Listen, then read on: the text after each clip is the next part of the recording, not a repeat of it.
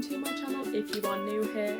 As I said in my last video, you're going to have to ignore the matching fit and the sort of matching surroundings.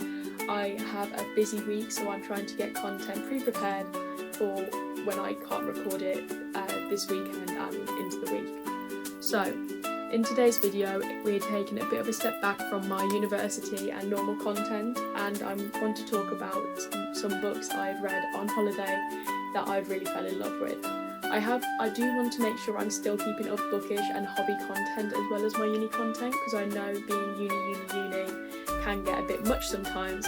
So let's talk about some fantasy books that I have read in the past 2 weeks that have completely pulled me in, with morally grey characters, a bit of romance and just enough danger to keep you reading way past midnight and ignoring your family. So these 3 books had me hooked, and I think they deserve way more hype. Again, PSA, I am still using my little script, so let's get into it. Book 1. Let's start with Apprentice to the Villain by Hannah Nicole Maehrer. This one is just fun. It's so light-hearted and cutesy. I just adore this book. I've watched this creator from before she even started writing, and she was just doing her assistant to the Villain series on TikTok. She has been my comfort TikToker for so long, so this book was always going to be one of my favourite reads of the holiday. So it's got the enemies to lovers, morally grey workplace dynamic, but with a cosy twist.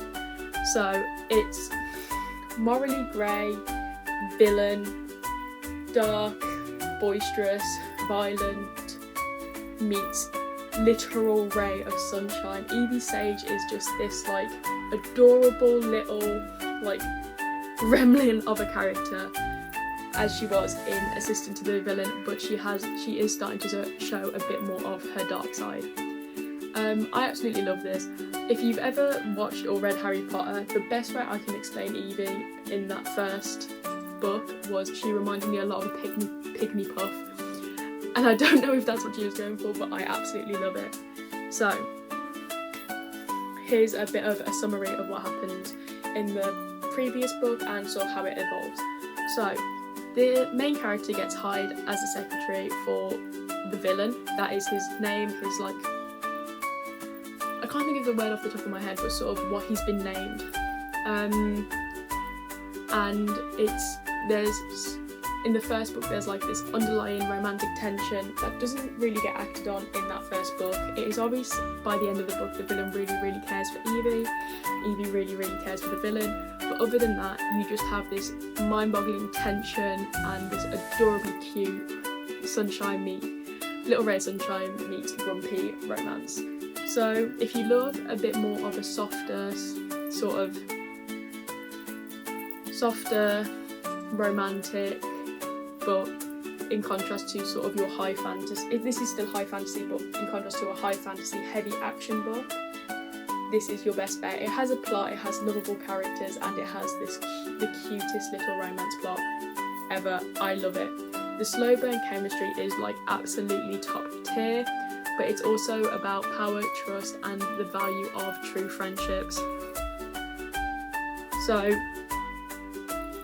yeah, probably my favourite character is Becky from HR. She's giving Hades meets HR vibes, and it is so fun. Every character has their own complete different spin on what you want from a fantasy romance, and it is amazing. The chemistry between every character is written so beautifully.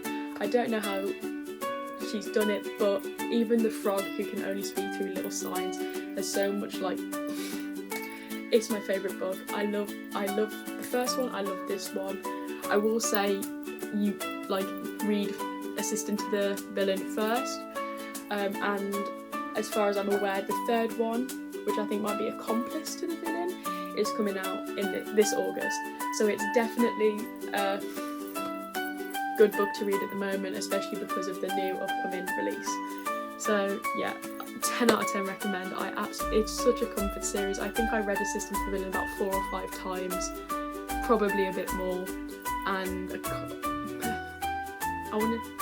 Apprentice to the Villain probably is going to be read even more times. Okay, so moving on to book 2. This is called Tales of a Monstrous Heart.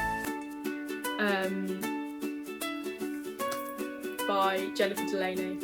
This is sort of a gothic, dark academia meets forbidden romance, high fantasy vibes,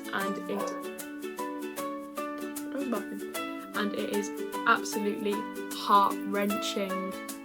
So this book is about a girl who is sort of prosecuted and alienated for her sort of fae-ness, and she's this sort of researcher really into healing and remedies, but she can't get a placement anywhere because of her being I don't think she's a fae. This was the first book I read on holiday, and I can't think for the life of me if she was properly fae or whether she was sort of an off-breed. That I think she was fae, but a certain type of fae. But anyway, randomly she gets a letter to be an apprentice, not an apprentice, but sort of a researcher for Emrys Blackthorn, and she goes and joins him, and they get up to sort of adventures, figuring things out, and also healing. This is a sort of political sort of book, like it basically plays out like politics, sort of dark academia and research.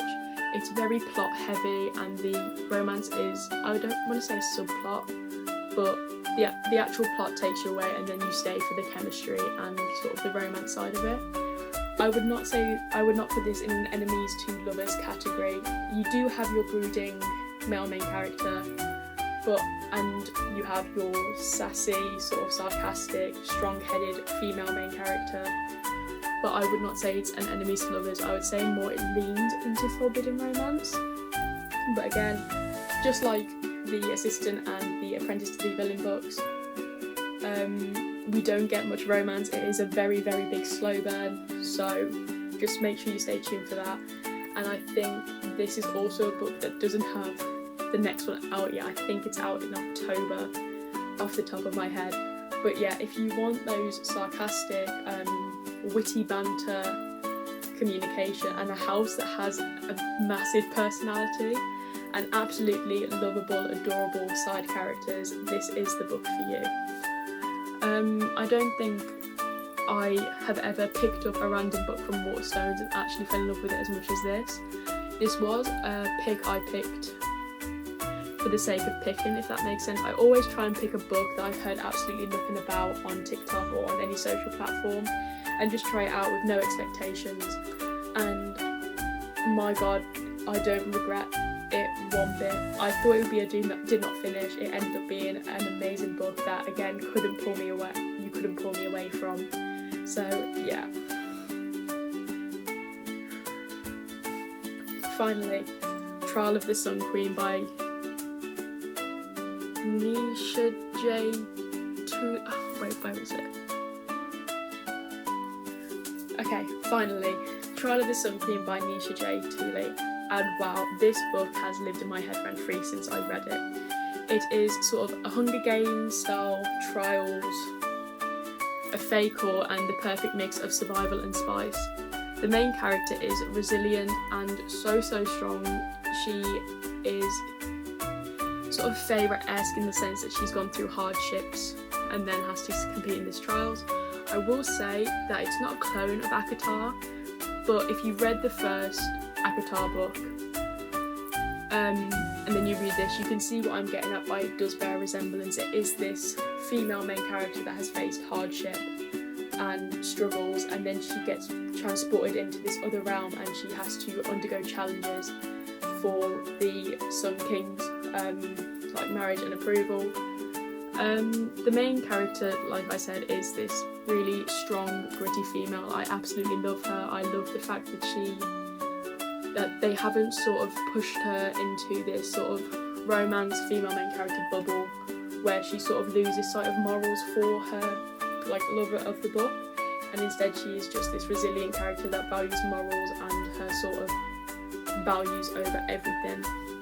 So if you like romance that builds slowly and painfully with power dynamics and hidden agendas and very, very big plot twists, this is the book for you. There is only one book in this series, and trust me, you will want the sequel that is lined up.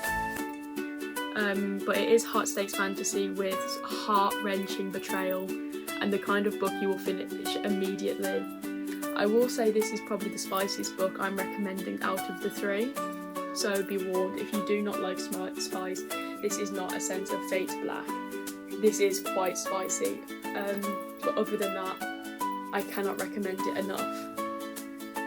So, those are my fantasy books that seriously delivered while I was on holiday. So whether you want workplace villainy, dark fairy tale vibes, or trial by fire romance, these are my 5-star reads that got me through my holiday.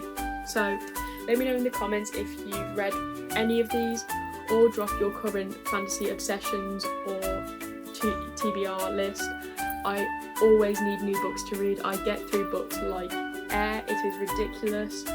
All those books are either pushing 500 pages or 500 pages plus, and I demolished each and every one of them in a single day. So with that being said, don't forget to like and subscribe if you want more cozy chaos, uni life and book content every week. Thank you, bye!